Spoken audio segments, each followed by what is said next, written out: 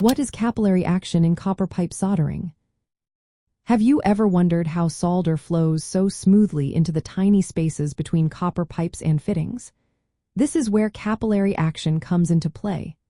Capillary action in copper pipe soldering is a fascinating physical phenomenon. It allows molten solder to be drawn into the narrow gap between the copper pipe and the fitting without any external force. When you join two copper surfaces, like inserting a pipe into a fitting, a tiny gap is created. This gap is usually between 0.5 and 0.5 inches wide.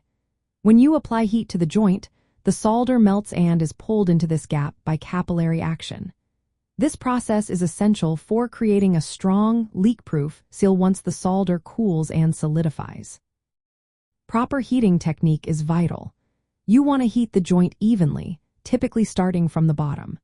This way, the solder flows upward into the joint by capillary action instead of dripping away.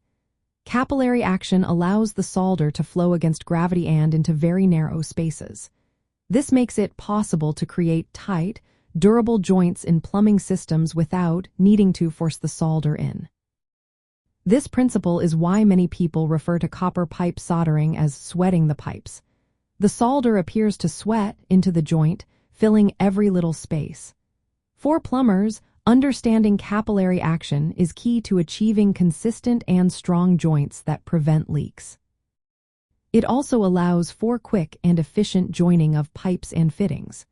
Whether you are working with small or large pipe diameters, capillary action works effectively in small gaps across various sizes.